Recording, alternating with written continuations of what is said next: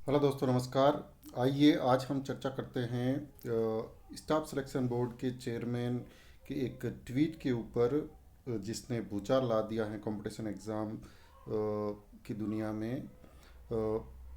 Major general Alok Raj ने एक tweet किया था।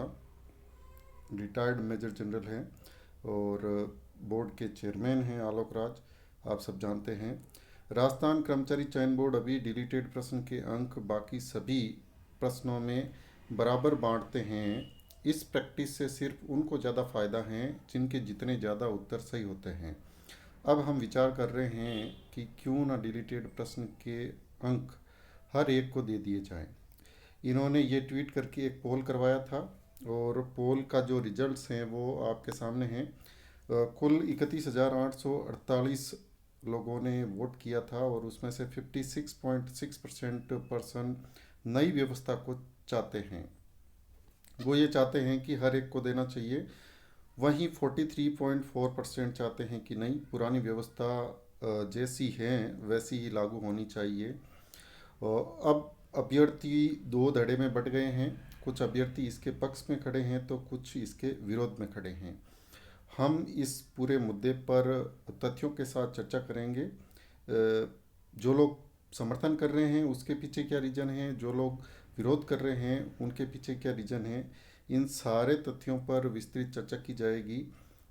इसमें जो सबसे बड़ा विवाद हुआ कि जो ऑन गोइंग एग्ज़ाम चल रहे हैं, जिनमें रिजल्ट्स जारी किए जाने हैं, और सबसे जो बड़ी भर्ती परीक्षा है वो है जूनियर अकाउंटेंट एग्ज़ाम 2023 की। इस भर्ती परीक्षा का रिजल्ट आना है और अभ्यर्थियों के मन में ये आशंका है कि कहीं ये प्रणाली इस आने वाले रिजल्ट में ही लागू नहीं कर दी जाए। अब सबसे पहली बात है कि ये मुद्दा क्यों उठा। जैसा कि आप ट्वीट के अंदर देख सकते हैं कि इन्होंने जो लिखा है कि जो पुराना पैटर्न है वो उन अभ्यर्थियों के लिए फ़ायदेमंद है जो जितना ज़्यादा स्कोर करता है उनको उतना ही फ़ायदा होता है, जो जितना कम करेगा उनको उतना ही कम फ़ायदा होगा।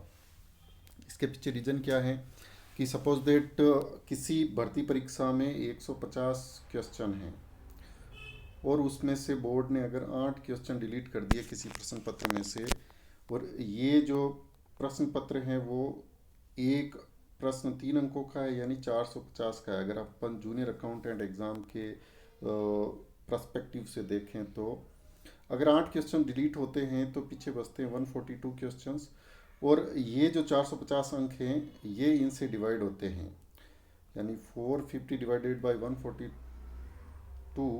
ये अप्रोक्सीमेट 3.61, यानी ये जो 8 क्वेश्चंस के मार्क्स हैं 24 नंबर, ये 142 में बढ़ जाते हैं और ये 0.16 मार्किंग है वो बढ़ जाती है।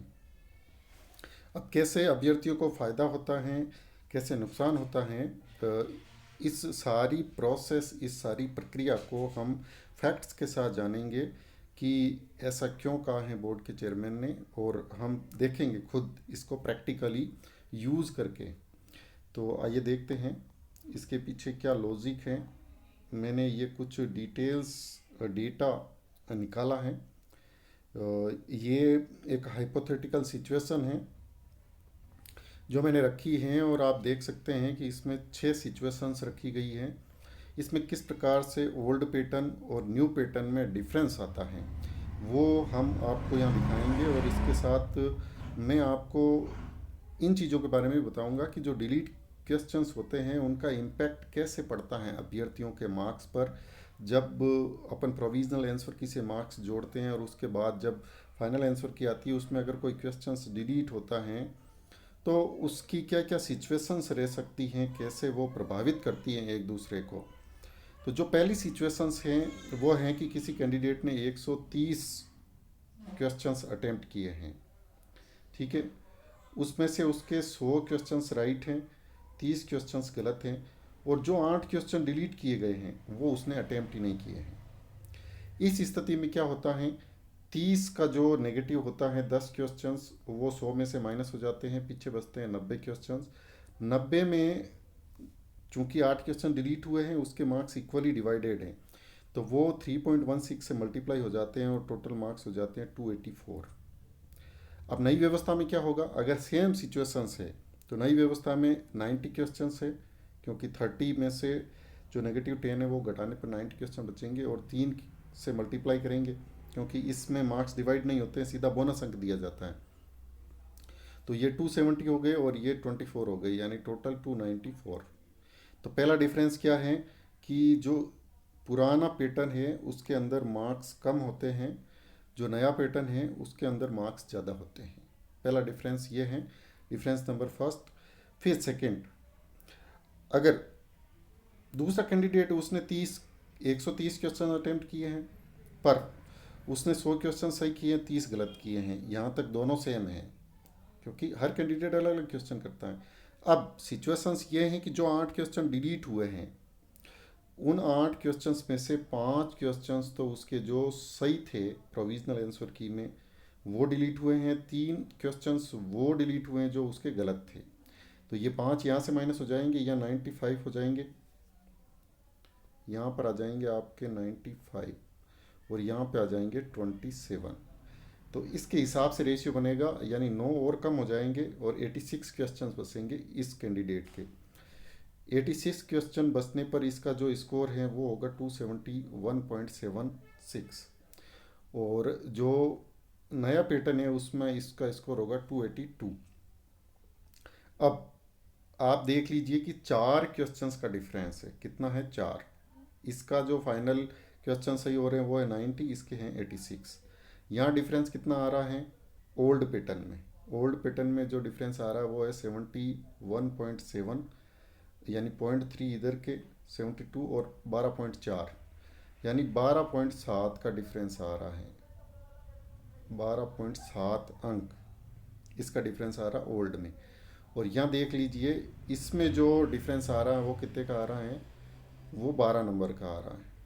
बस यही लड़ाई है मेन।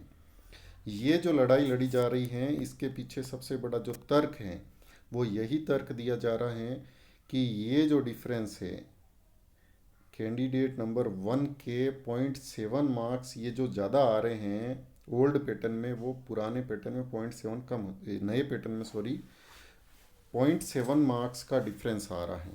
जैसे जैसे क्वेश्चंस का डिफरेंस बढ़ेगा यहाँ पे मार्क्स का डिफरेंस बढ़ेगा। अब देखो ये लोकतंत्र है, लोकतंत्र में हर व्यक्ति को अपनी आवाज़ उठाने का अधिकार है। दिक्कत कहाँ आ रही है, दिक्कत ये आ रही है कि देखो ज़्यादा मार्क्स वाले कैंडिडेट कितने होते हैं हर भर्ती परीक्षा में, ज़्यादा से ज़्यादा 10% कैंडिडेट मान लो आप। अगर अपन बात करें जूनियर अकाउंटेंट एग्ज़ाम की तो कितने कैंडिडेट हैं, 63,500। 63,500 कैंडिडेट में से जो ज़्यादा क्वेश्चंस किन्स के राइट होने, 5,000, यहाँ सिलेक्शन 5,000 लोगों का होना है। अब उन 5,000 लोगों में सबसे ज़्यादा दुविधा की स्थिति में कौन है, जो सबसे नीचे हैं, क्योंकि सिलेक्शन कहाँ चेंज होगा। ये जो 0.7 का डिफरेंस आ रहा है ना, ये 0.7 का डिफरेंस नीचे ही फ़र्क डालेगा। सिलेक्शन में यही डिसाइडिंग होता है, वहाँ जहाँ 1 और 2 नंबर से सिलेक्शन चेंज होते हैं वहाँ ये सबसे बड़ी सिचुएशंस है कि वो जो डिफरेंस कम हो रहा है वो नीचे वाली जो बेस लाइन है उसी को इम्पेक्ट करेगा। अब अपन देखते हैं, देखो दूसरी सिचुएशंस, दूसरी सिचुएशंस क्या है, क्योंकि देखो कैलकुलेशन ऐसा है, ये एक अलग ही तरह का कैलकुलेशन है, इसमें खूब सारी चीज़ें इन्वॉल्व हैं। दूसरी सिचुएशंस ये हैं कि कैंडिडेट नंबर 3 हैं, उसने सेम क्वेश्चन सेम अटेम्प्ट, मतलब उतने ही क्वेश्चन अटेम्प्ट किए, उतने ही राइट किए हैं, उतने ही गलत किए हैं, पर जो नेगेटिव मार्क्स होते हैं, जो 8 नंबर डिलीट हुए 8 क्वेश्चंस, उसमें उसके 2 सही थे और 6 गलत थे, तो उसकी डिफरेंस देखो इतनी चेंज हो जाएगी, वापस पहले वाले के बराबर सेम सिचुएशंस पे आ गया। तीसरा नंबर 1 और 3 में देखो इतना डिफरेंस, इसके देखो 8 के 8 क्वेश्चंस अटेम्प्ट ही नहीं थे, इसने 8 के 8 अटेम्प्ट किए हैं, पर इसके 6 क्वेश्चंस वो डिलीट हुए जो उसने गलत थे प्रोविजनल आंसर की में, और 2 क्वेश्चन जो सही थे वो डिलीट हुए। तो अभी देखो सेम सिचुएशन है नंबर 1 और 3 में। ये मार्क्स का कैलकुलेशन है, इसलिए मैंने आपको फैक्ट्स के साथ समझाने का प्रयास किया है। चौथी जो सिचुएशंस है, सिचुएशन नंबर 4 में आप देखो उसके 8 क्वेश्चन वही डिलीट हुए हैं जो उसके सारे गलत थे, तो उसको कितना बेनिफिट होता है। एक तो देखो, एक ये है कि आठों ही अटेम्प्ट नहीं किए, बाकी सिचुएशंस ऐसी हैं कि आठों ही अटेम्प्ट किए हैं पर उनका डिफरेंस कितना क्या रहता है। अब इसके 8 के 8 गलत है, तो इसका जो स्कोर है वो हो रहा है ओल्ड स्कीम में 292 और न्यू में हो रहा है 301।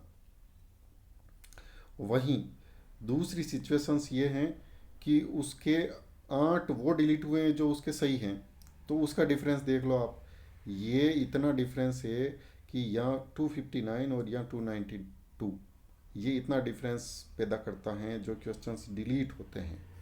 तो डिलीट होने वाला हर क्वेश्चंस हर कैंडिडेट के सिलेक्शन को चेंज कर देता है। अगर एक क्वेश्चन से डिलीट होता है, अगर आपका सही है, आपने अटेम्प्ट नहीं किया है, या गलत हैं, ये तीनों ही सिचुएशंस आपके मार्क्स को बदल देती है और उसमें कितना डिफरेंस आता है ये आपको यहाँ इस टेबल में नज़र आ रहा होगा। आप देख लीजिए, नई स्कीम में उसके 270 हो रहे हैं। अब पुरानी स्कीम्स और नई स्कीम्स में क्या डिफरेंस आ रहा है वो आपको यहाँ स्पष्ट रूप से दिखाई देगा। यहाँ देख लीजिए 82 और 92.66 में क्या डिफरेंस आता है। 259 और 292.80, यानी अप्रोक्सीमेट 33.80 मार्क्स का डिफरेंस है यहाँ। और यहाँ देख लीजिए यहाँ कितना है, 31.98।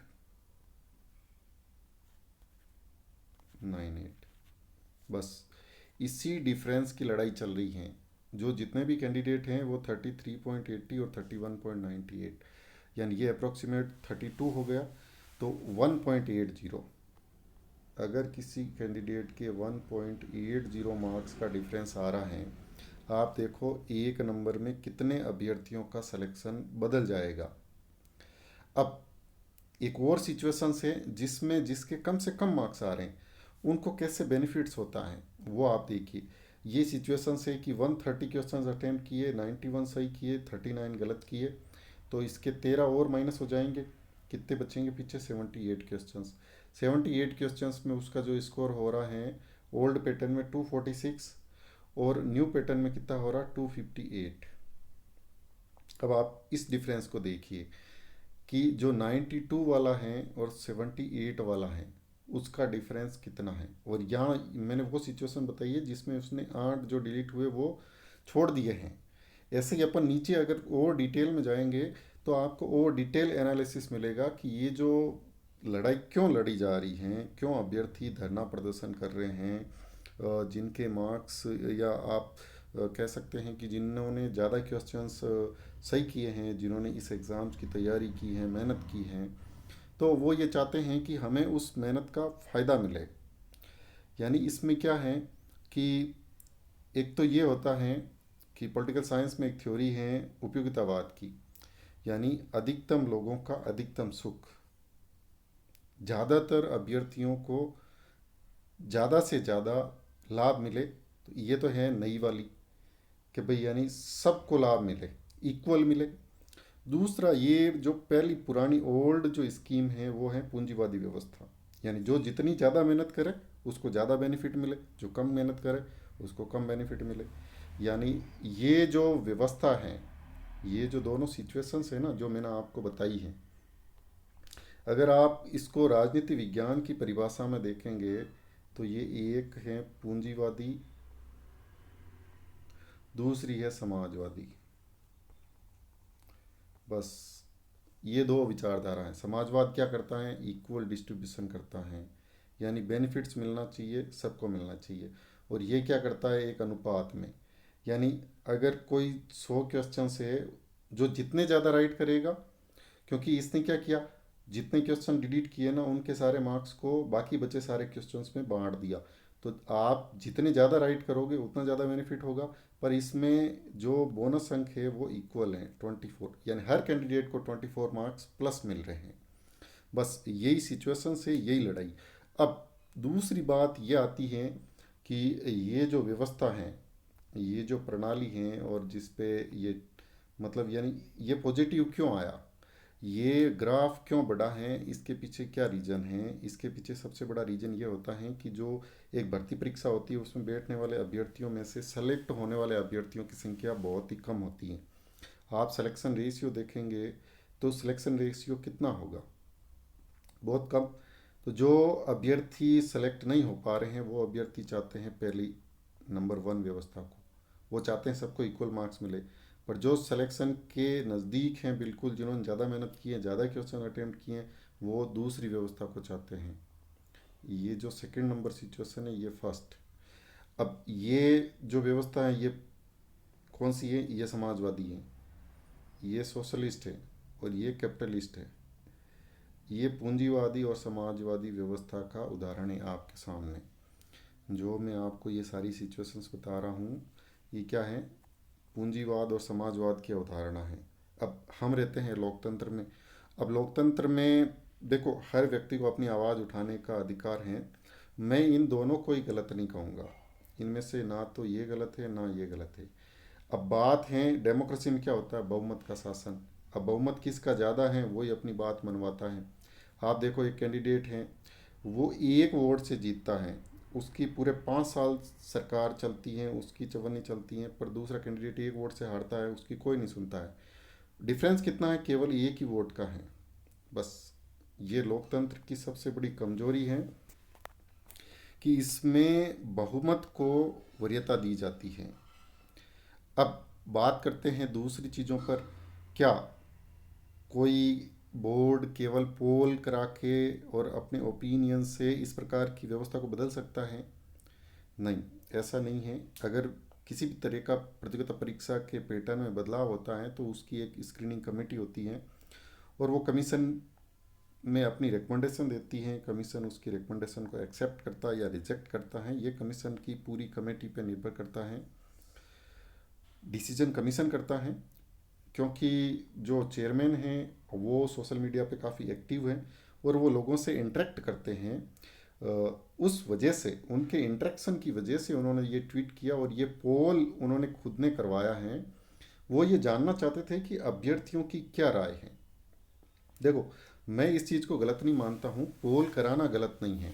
वो कहीं ना कहीं ये चीज़ दर्शाता है कि आप अपने हक की बात रख सकते हैं, आप अपना ओपिनियन रख सकते हैं। अब क्या बोर्ड ऑन गोइंग एग्ज़ाम में इसको लागू कर सकता है या आने वाली भर्तियों में लागू कर सकता है? ये देखो, बोर्ड का एक्सक्लूसिव राइट होता है। बोर्ड किसी भी भर्ती प्रक्रिया में क्या नियम प्रावधान रखता है, ये बोर्ड की जुरिडिक्शन में है। उसको कैसे अप्लाई करना है, ये भी बोर्ड डिसाइड करता है।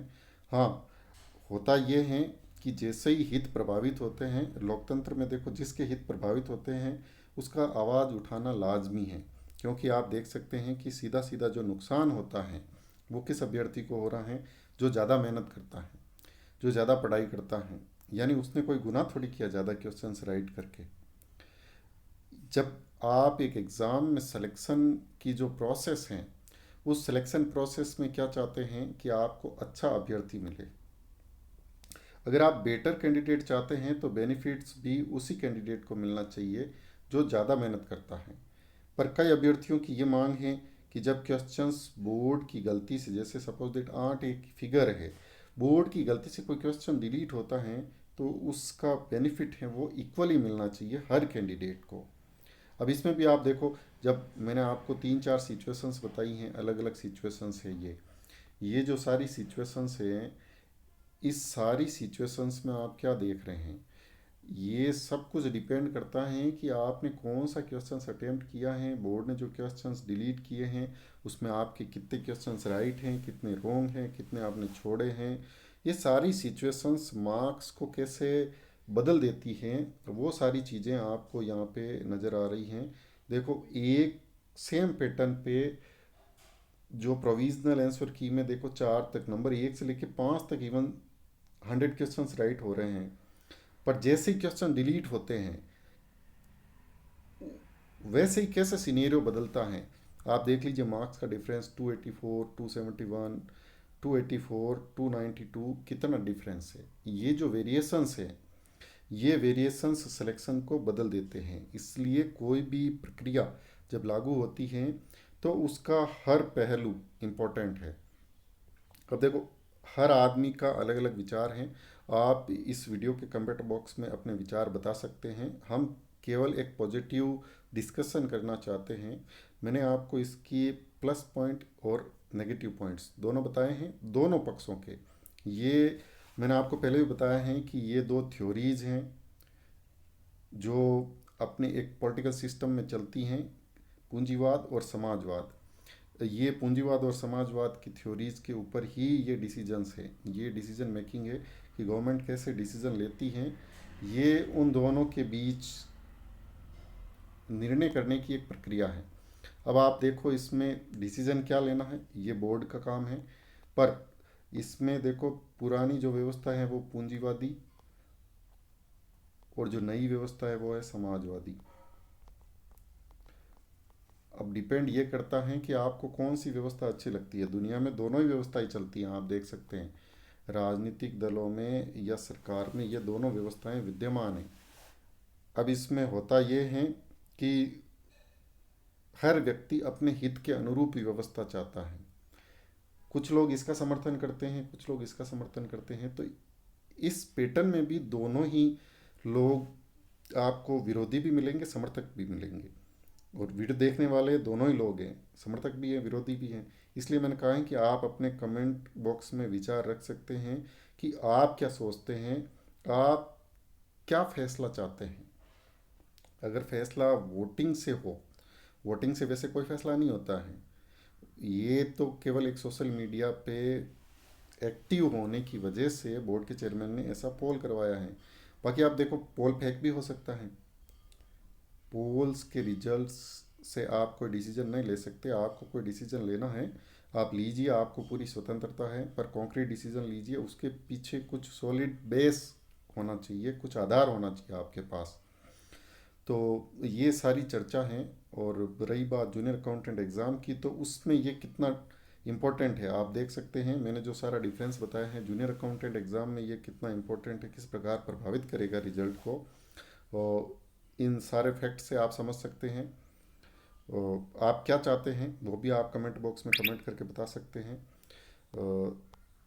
आज के लिए इतना ही। अगर आपको वीडियो पसंद आया है तो शेयर, लाइक और सब्सक्राइब करना ना भूलें चैनल को। इसी प्रकार के और वीडियो आगे हम लाते रहेंगे। वीडियो को अंत तक देखने के लिए आपका बहुत बहुत धन्यवाद। Thank you so much.